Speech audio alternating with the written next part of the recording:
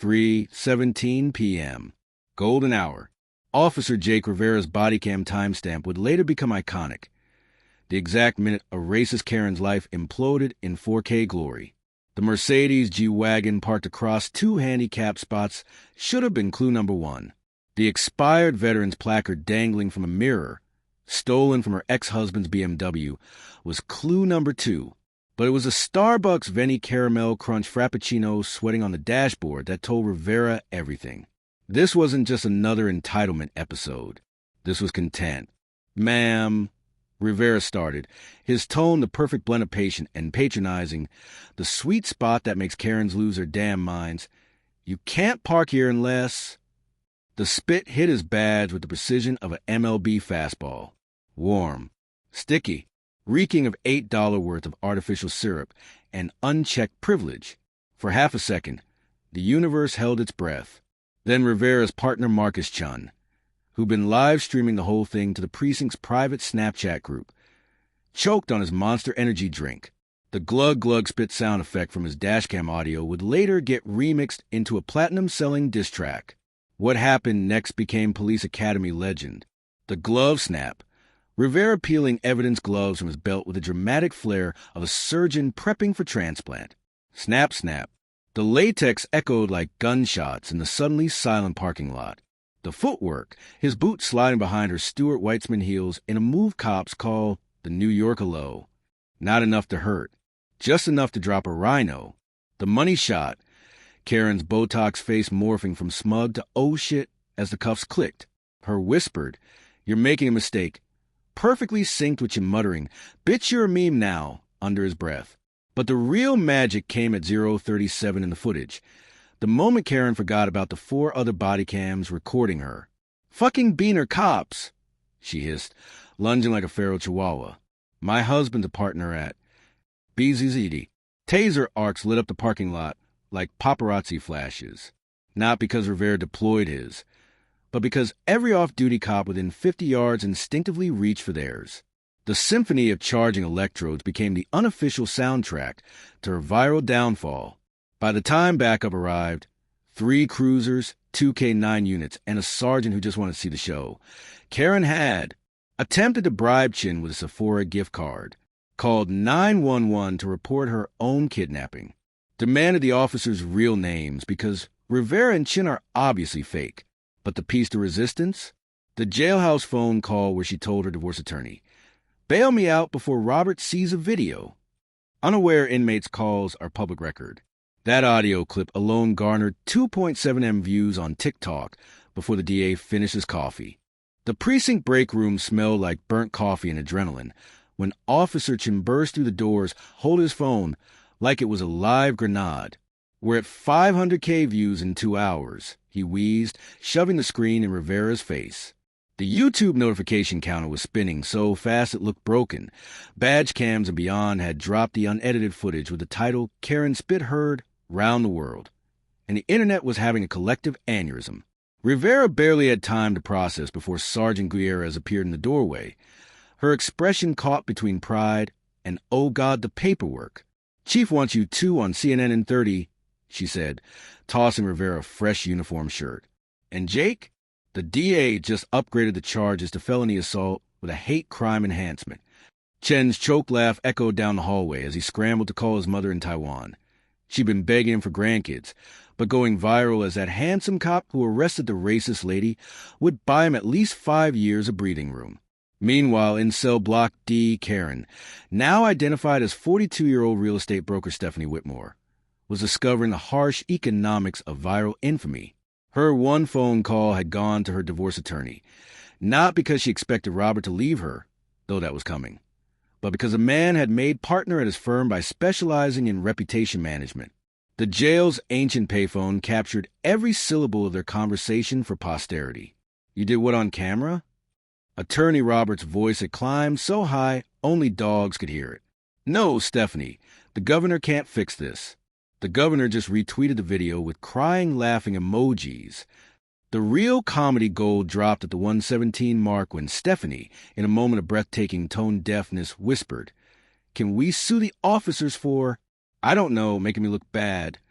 The subsequent silence was so profound it trended on Twitter as hashtag the pause heard round the world. Back at the station, Rivera found himself staring down a CNN camera crew while trying to ignore how Chen had accidentally positioned the framed photo of the spit-covered badge directly behind him. The reporter's first question, how does it feel to become America's favorite cop, was still hanging in the air when the real plot twist arrived in the form of a breathless intern waving a court order. "Sir," the kid blurted, "the judge just approved a search warrant for the Mercedes.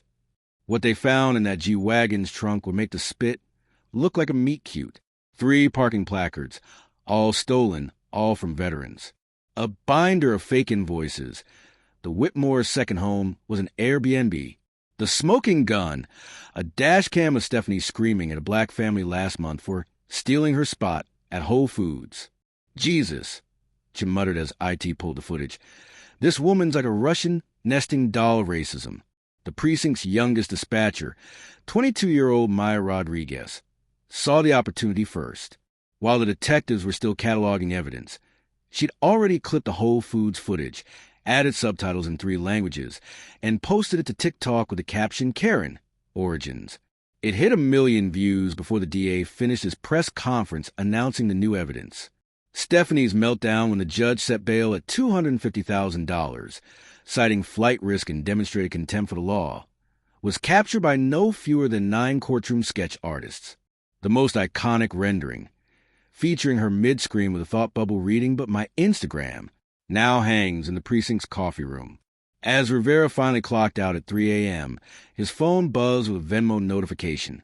Some genius had set up a "Buy These Cops a Beer" fundraiser that had somehow racked up $87,000 in 6 hours. Chen's text came through as he was debating whether to report it. "Keep the money. Internal Affairs says we're getting medals. Also, Starbucks wants to sponsor our body cams."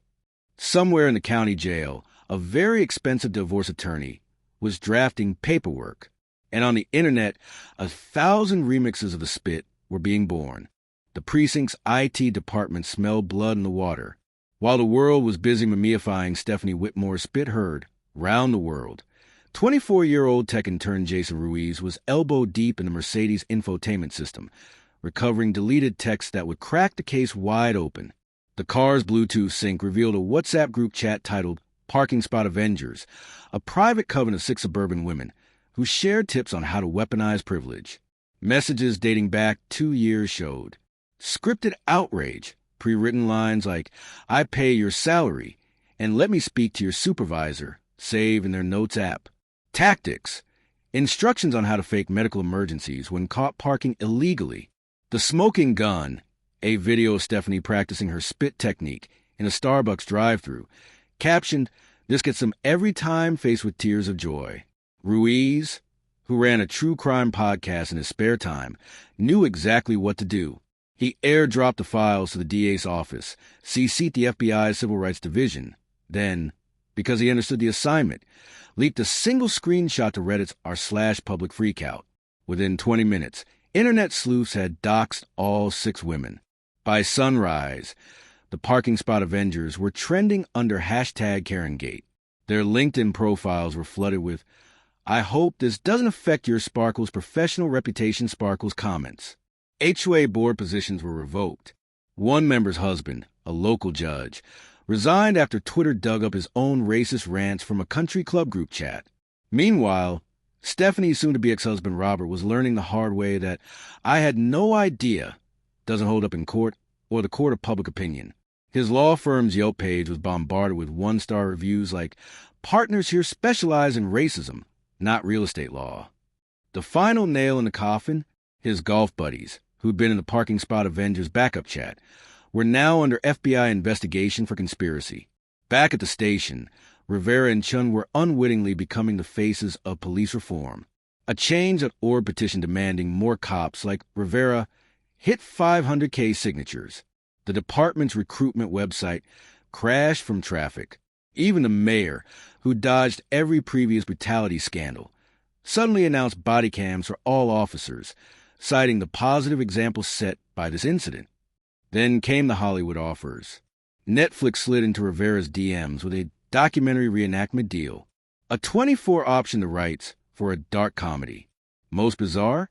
Stephanie's own agent called Chen to pitch a redemption arc reality show, tentatively titled From Spit to Savior. Chen's response, "Tell her to gargle bleach," accidentally went viral when the agent screenshotted it to a TMZ tip line. The final twist? The rookie dispatcher, Maya Rodriguez, had been quietly compiling every viral moment into a master thread. When she dropped Karen Gate, the definitive timeline on Twitter, it became the most bookmarked post in the platform's history. Brands started offering her six-figure deals for anti-Karen consulting. The department promoted her to social media manager. As Rivera stood in the evidence room, holding the spit-stained badge now destined for a museum exhibit, Chen burst in waving a check. "Buddy, we're rich. Starbucks just offered us a Spit-Free America campaign. Stephanie's sentencing hearing is next week. The DA is pushing for 6 months, not for the assault, but for the premeditated pattern of discriminatory conduct." Her last-ditch effort? A tearful, "I was addicted to pumpkin spice lattes" interview with Dr. Phil. The internet hasn't stopped laughing since. The morning of Stephanie Whitmore's sentencing should have been routine. Another entitled Karen getting her well-deserved reckoning. But when former nanny Maria Gutierrez walked into the courthouse holding a manila folder thick with secrets, the case exploded into something far bigger than anyone anticipated. Maria had worked for the Whitmores for 8 years, enduring Stephanie's tirades about keeping the help in their place, while raising the couple's children better than they ever could. What she brought with her wasn't just testimony. It was a guided missile aimed at the heart of suburban elitism. The folder contained invitations to the Whitmores' annual members-only pool parties, where the unspoken rule was no minorities allowed, not even as guests. Receipts proving Robert Whitmore had billed his law firm for security to keep undesirables out of their gated community. The kill shot, a video from Stephanie's own Ring camera of her coaching their daughter on how to fake cry if a black person ever makes you uncomfortable. Maria had waited years for this moment. She'd seen Stephanie call the cops on kids selling Girl Scout cookies because they looked suspicious, watched her refuse to let the Hispanic landscapers use the bathroom, even overheard Robert joking about getting away with anything if you know the right judges. When the spit video went viral, Maria knew the universe had finally handed her the receipts. Literally. The DA's office moved fast. By noon, the FBI had raided the Whitmore's country club, seizing computers and guest logs. What they found was a pattern so blatant it read like a satire, a secret ledger tracking which members had violated the club's unwritten whites-only policy, a listserv where wealthy members shared tips on how to legally discriminate against service workers, even a Yelp-style rating system for local cops based on how willing they were to overlook petty crimes by members. The internet, of course, lost its mind. Anonymous employees of the country club leaked the club's actual rulebook to TikTok, where Gen Z users immediately turned it into a how to spot a Karen drinking game.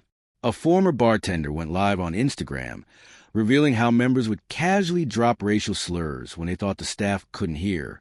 Worst of all for the Whitmores, their own daughter, now a college freshman, publicly disowned them in a since-deleted tweet. "Turns out my perfect mom was just a racist with spray tan." Meanwhile, Rivera and Chen were dealing with their own surreal fallout. A Saturday Night Live sketch portraying Chen as a superhero called the Spit Whisperer had gone viral.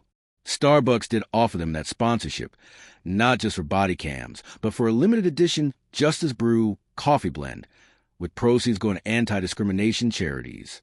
Rivera's inbox was flooded with marriage proposals, while Chen's face had been turned into a Street Fighter-style meme where his taser combo annihilated Karen's. Then came the real twist. As the FBI dug deeper, they uncovered something even the internet hadn't predicted. The country club's board had been blackmailing local politicians for decades. A councilman who'd voted against affordable housing? Club members had footage of his affair. A judge who always ruled in favor of wealthy defendants? They'd paid off his gambling debts. The scandal was so vast it made national news, with headlines like, "Karens were just the tip of the iceberg." Stephanie, now facing not just assault charges, but potential RICO violations, finally broke. In a jailhouse interview with Inside Edition, she sobbed, "I never thought spitting on a cop would ruin my life. The irony? The only person who still took her calls was Maria, the nanny she treated like dirt for years. Because Maria's son was now a public defender and, against all odds, agreed to represent her. Not for you, he told Stephanie. For every worker you ever looked down on. The judge's sentencing was brutal. 6 months in county jail, 3 years probation, and the cherry on top, 500 hours of community service at the same parking lot where she'd spat on Rivera. The DA's press conference afterward went viral for all the right reasons. This wasn't just about spit. It was about accountability for a system that let people like her think they were untouchable. As Rivera stood outside the courthouse, reporters shouting questions about his newfound fame, he noticed a young Latino kid watching from the crowd. The boy tugged his mom's sleeve and whispered, "That's the cop who stood up to the mean lady." Rivera gave him a nod. Somewhere he knew another kid was watching, maybe a future cop, maybe a future lawyer, maybe just someone who'd remember that karma doesn't just go viral. It sticks. 1 year to the day after Stephanie Whitmore's spit became America's favorite meme. The parking space where it all went down had been transformed into something nobody could have predicted. The city council, fresh off re-election campaigns touting their anti-Karen reforms, unveiled a bronze plaque right where Rivera's boots had been planted during the arrest. It read, "Here began the fall of the Karen Empire. May we never forget." The dedication ceremony went viral for 2 reasons. First, when the mayor tried to cut the ribbon, the scissors jammed, prompting a nearby construction worker to shout, "Guess even scissors don't respect authority anymore." Second, and more importantly, because of who showed up in the crowd. Maria Gutierrez stood front and center, now running a nonprofit that trained domestic workers to document employer misconduct. Beside her was Rivera, out of uniform for the first time anyone could remember, holding his toddler niece on his shoulders. Chun was there too, though he spent most of the event taking selfies with fans who traveled from 3 states over just to see the parking space.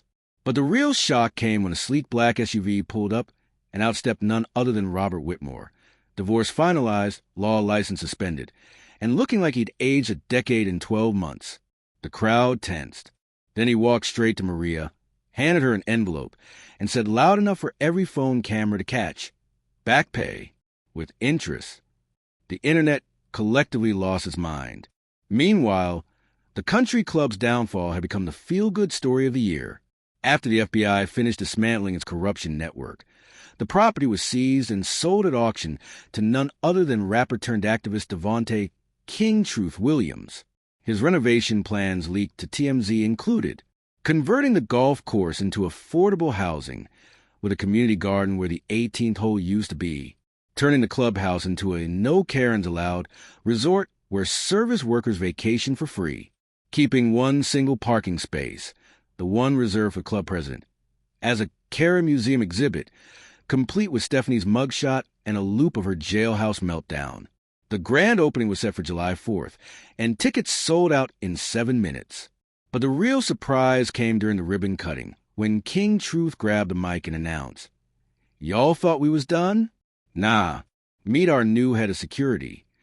The crowd erupted as Rivera walked out, not in uniform, but in a sleek black suit, having taken early retirement to run the resort's anti-discrimination task force. Chun followed, now head of Karen de-escalation training, which, according to brochure, involved taser demonstrations on watermelons dressed in Lily Pulitzer. As fireworks lit up the sky over what was once the most exclusive zip code in the state, Stephanie Whitmore was exactly where she needed to be, 1,200 miles away, scrubbing graffiti off a park bench as part of her community service. Her probation officer had made sure she got assigned to the same park where, years earlier, she called the cops on a black family for loitering too loudly. The universe had a sense of humor like that. Back at the resort, King Truth pulled Rivera aside near the Champagne Tower. "You know why this worked?" he asked, gesturing at the diverse crowd laughing where stuffy old men once sipped scotch and complained about taxes. Rivera braced for something profound. The rapper grinned. Because Karens forget one rule: the internet never dies. Somewhere in the crowd, Maria's son, the public defender who'd represented Stephanie, was taking notes for the memoir he'd already sold to Netflix. The working title? How a single spit sparked a revolution. And as the party raged on, one final surprise arrived via federal courier. A cease and desist letter from Stephanie herself, demanding the resort remove her likeness from a Karen museum. Chun framed it and hung it right next to the spit-stained badge replica. The plaque outside simply read, Exhibit A,